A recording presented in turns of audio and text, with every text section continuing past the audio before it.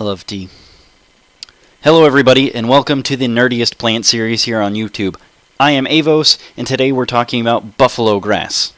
As some of you know, and most of you probably don't yet, grasses are easily one of my least favorite green things on the planet.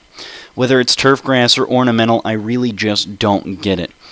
But there are a few that I've made certain connections with, and possibly even learned to like. Alright, that's a lie. I've just lied to you. But at least I've learned to appreciate some grasses more than others, and buffalo grass is one of the select few that really stand out to me.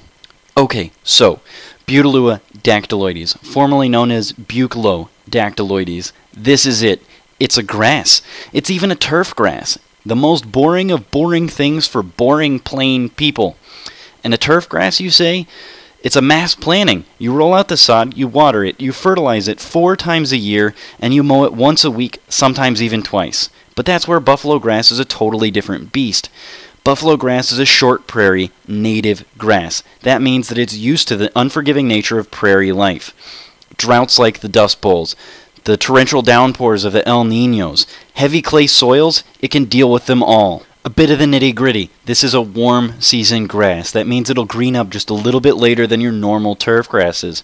When the days start getting to a high of about 70 degrees or better, this will start growing green again. Many varieties reach a maximum height of only 3 or 4 inches. That means with the right conditions, you may only need to mow once or twice a year. Plus it loves the clay soil. Who doesn't love that? Now, you can mow this like any other normal grass, once a month, even up to once a week if you really love using that lawnmower. However, if you water it constantly and fertilize it constantly, it will encourage invading grasses and weeds.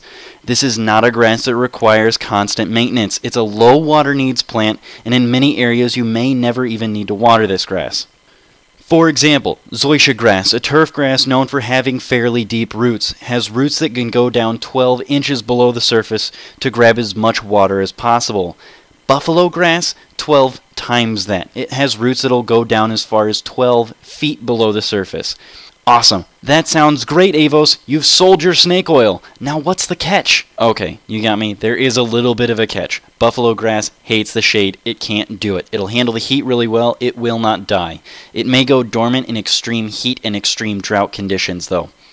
In my motherland of South Texas, it may require up to an inch a week during the blistering sun of July and August if you absolutely need to keep that grass green or if you own a golf course. However, in most places in the Midwest, a deep soaking every 2 weeks will be more than enough. Now, Mr. Golf Course owner, this is not a fairway grass. Extreme foot traffic may lead to some bare spots. Leave this one for the light rough.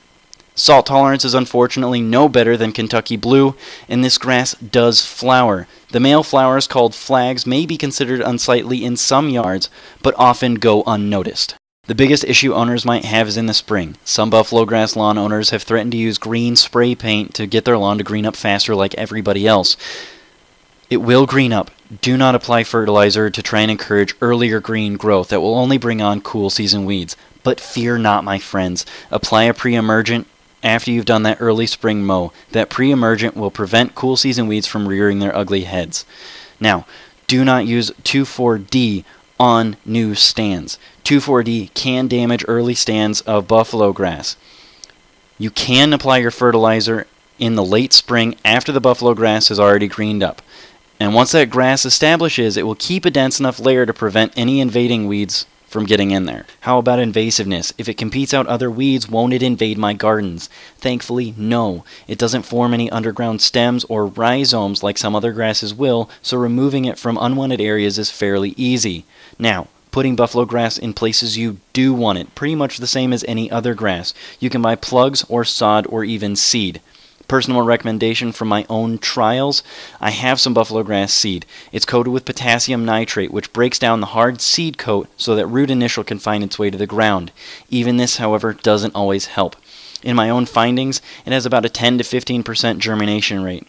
I personally suggest plugs, and sod only when you need it established much faster without any chance of weed invasion issues. All in all, this is fast becoming my favorite grass. It's native all the way from the cold frontier of Montana down to the blistering sun of Texas.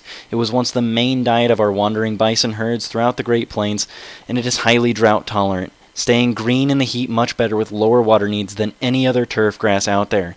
There are varieties that are so short you hardly need to mow. Selections of all female so that you never have to deal with those pesky flags, and there are new varieties coming out that are more shade tolerant for those lawns that don't get as much sun.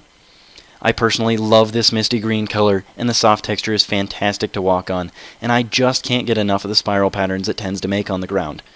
Thank you for watching. This is Avos, signing out.